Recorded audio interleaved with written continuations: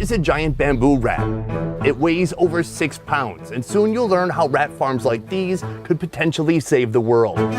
My team and I have traveled all the way here to a remote farm in Cambodia just to witness this country's shocking alternative animal agriculture. Oh, whoa. But how do these farms work, and what does this American think about the final product? You'll find out by the end of this video. This is epic. This is wild. But first, we're starting with a bizarre delicacy known as brain soup, and the brains are the least weird thing about it. In the Philippines, they call it balut, but these can be found in many different parts of Yes. Asia. What do they call it here? Bông tia con. I'm gonna stick with balut. The pig brain is seasoned with black pepper and a secret vegetable broth, then steamed for several minutes. You spend a lot of time in Cambodia. Yes. Have you ever seen a breakfast like this? Never. Next, needle mushrooms are added to bring a crunchy texture to the dish, also softening the blow for the next exotic addition, a fertilized, half-developed duck embryo. How it works is they let the egg develop for some period of time. Sometimes they'll let it get really formed, where it's basically about a day from kicking through that shell and starting its life. Savory. Nice little salty broth. Good in the morning. But I guess we should get to the real deal, though. Yes, it's apparently supposed to make you smarter because you know pigs are pretty smart, right? Pigs are super smart. If you eat pig brain, you're gonna be as smart as a pig someday. Okay, let's go for it. Interesting texture, very mushy. I like the contrast of the very creamy brain with these nice kind of crunchy mushrooms. But then we also have this. This is very developed. I see a head, a neck, a vertebrae, some feet with feathers. Let's try it Ready? out. My face doesn't show it, but I like it. It's good. This was the perfect appetizer for the food we're gonna be trying today. Because today we're going after alternative meats. Meats that people don't typically consider to be part of their normal daily diet. You know, everybody eats beef, chicken, but what about a duck fetus? What about rats from a rat farm? It's not typical. That's not typical at all. So later in this video, we're gonna be going to a rat farm to see how the rats are raised and how they taste. But first, sun-dried frogs. That's right. This is gonna be a nice little appetizer for us because soon we're headed to a frog farm where they have frogs about 10 times this size. Typically, the frogs are gutted, then marinated with a mixture of fish sauce, soy sauce, sugar, MSG, chili, and garlic before sun-drying for 2 days. Then, they're plopped in the fryer. When you drive around here, especially in the countryside, you'll see vendors selling sun-dried frogs. It's not always the most appetizing. They're kind of mummified and stuck in some mid-jump position. But here, the way they've kind of spiced it up and given some life back to it, looking very nice. Oh, it tastes quite delicious. Kind of reminds me of Jack Link's beef jerky a little bit, the teriyaki flavor. True. If you gave this to someone, they would not identify it as frog. I could see myself packing a bunch of these and going for a hike and breaking them out and eating them like beef jerky. I think this is a good sign because from here we're headed to a frog farm where we are going to have a multitude of frog dishes. Are you ready? I'm ready. Not only will I be trying frog meat at a frog farm, but shockingly, our countryside chefs will make a dish that includes frog eggs. I was completely unaware that we were going to be eating frog eggs today. But first, an awesome amphibian appetizer shared with the farm owner, Som Hang. This is quite the welcome meal right here. Looking very nice. But Yes, he said. yes. I'm told it's a stuffed frog, but then it looks like just a torso. Where'd the legs go? Klun. It's the body. They stuffed it back into its body? Yes. Holy cow, talk about shoving your foot up your ass. To prepare this dish, the frog feet are removed, and the thighs are separated from the body. These thighs, including the bones, are then finely minced and combined with minced pork.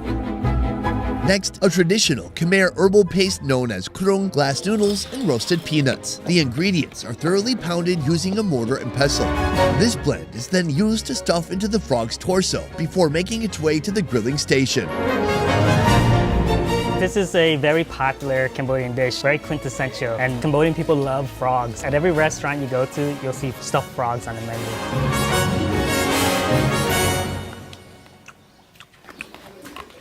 Oh my God. I gotta say, I'm pretty conflicted. Really? Because this was like a big, beautiful bite. You know, it almost looks like some glass noodles with meat. But then when you bite down, you'll quickly notice that there are many, many sharp bones inside. You just want to chomp down and chew really good. What I usually like about protein is when you have like a big old turkey drumstick or Sure. even a chicken drumstick. That doesn't happen here.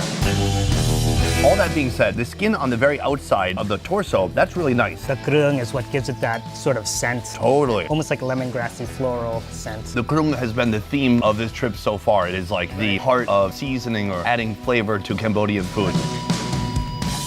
You own a frog farm. This should be sacrilegious. I mean, you can't get high on your own supply. So how often are you actually eating frogs? So he said that because he raises frogs, he actually doesn't eat it much. Previously a construction worker, Somhan was inspired by success stories in the frog farming industry. Then he decided to start his own. I kind of want to get into the process, and I also want to learn the reason that you're doing this, why you want to have the farm, but also why people in Cambodia want the frog meat.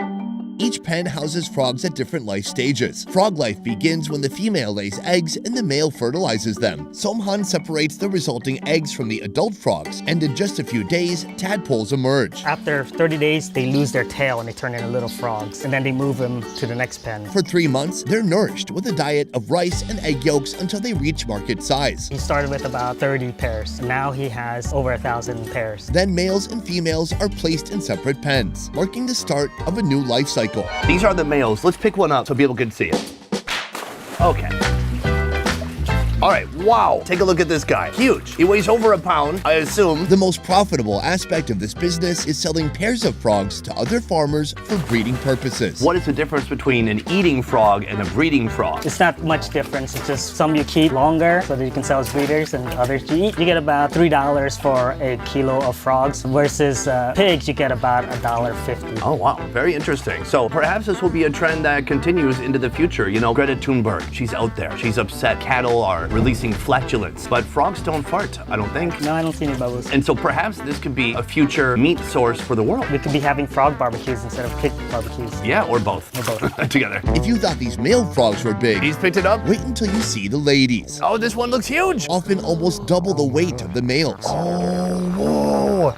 It's very slimy. with some tipping the scales at as much as 3 pounds. But these beastly beauties reach peak mass when they're carrying eggs. Are these giant females being sold for food? They will buy them to eat them, but typically they won't because they're so expensive. 4 times as much. Because you and I are going to be eating some females in a giant frog stew. I've never had a pregnant frog. Yeah, and I don't know, are they all pregnant? I mean, I don't want people online to judge me. yeah, they're all pregnant. They're all pregnant.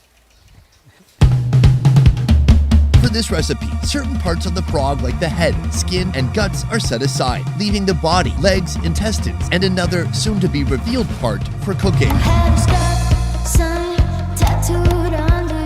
Begin by placing garlic, dolongo, kaffir lime leaves, and lemongrass into a pot. Season with salt, chicken bouillon, fish sauce, and sugar. Then add the frog pieces and boil. For the final flourish, stir in pickled lime, onion, some chilies, and culantro to enhance the flavors. This is more what I imagined when I thought eating frog in Cambodia. Big old chunks of hip, quadricep, calves, forearms, some biceps, and then of course there's also some skin. Wait, is that skin? Oh, that's egg? That's the egg. Holy shit. This is epic. This is wild. One frog has about how many eggs, you think? Maybe 10,000. You speak English this whole time? I was talking so much shit behind his back. Joining us, friend and fellow frog farmer, Chia Chanda. Oh, wow. I feel like this frog got a Brazilian butt lift. That's satisfying. Big, meaty, fleshy, soft, succulent. Tastes like chicken. I think it's something between chicken and fish. It's got like that bold, thick meatiness of chicken without all that flakiness of fish. And the broth here is what really shines.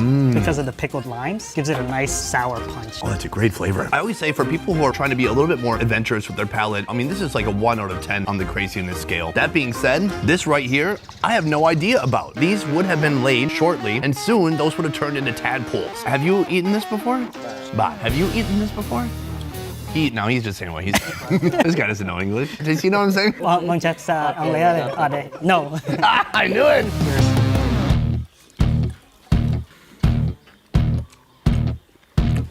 Very fatty, kind of sticky, not a lot of flavor. I thought it would be more swampy or something. It has a weird texture, slightly mushy.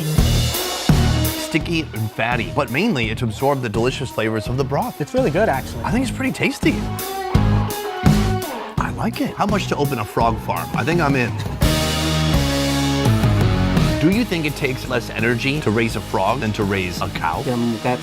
Most definitely. Okay, I think this is a groundbreaking discovery. We have one guy in Cambodia who says it takes less energy to raise a frog than to raise a cow. For me, that's good enough. Me too. But that's frogs, and not everybody wants to eat frogs. No. There's another alternative.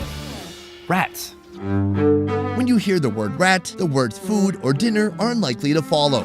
These creatures are associated with city streets, sewers, and perhaps a plague or two. But what if rats were raised in conditions akin to cattle, fed on a select diet similar to that of pigs or chickens? The result would be exactly what you see here. Across various parts of Asia, rats aren't just seen as a survival food, but as a genuine delicacy. To learn more, we've come to a countryside rat farm in Battambang, Could you go get your fattest rats? where this farmer is raising over 1,000 rats under careful, controlled conditions.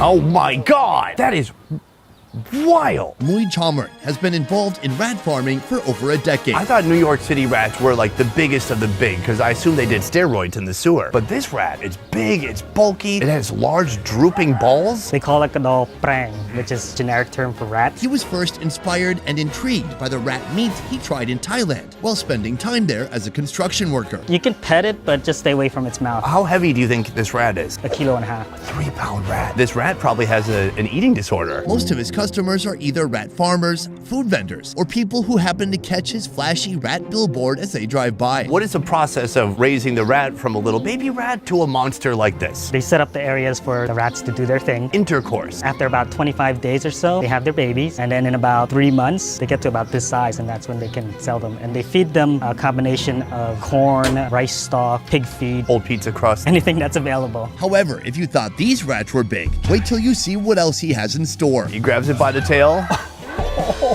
It looks ridiculous. It's so huge. This is a bamboo rat, typically found in self-dug burrows near bamboo thickets. Can I hold it? Bamboo rats need only 3 months to reach their adult size, breaking the scales at 6 pounds. Earlier he told me if it's gonna bite you, point its face towards the ground. Yeah. So the question is, how do I know if it's gonna bite me? They say when it opens its mouth. Oh, okay, which I cannot see from this angle. I'm guessing you can sell the bamboo rats for a lot more money, right? Yeah. Why not just raise these giant bamboo rats? These are more expensive, and most people won't buy it. Too expensive. Too expensive, right. For the average market.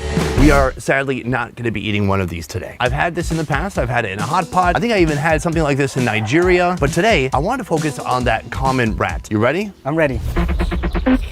To prepare the rat, the farmer first employs a unique method to remove the fur, using hot wax in lieu of hot water. The wax isn't cheap, but the results are impressive.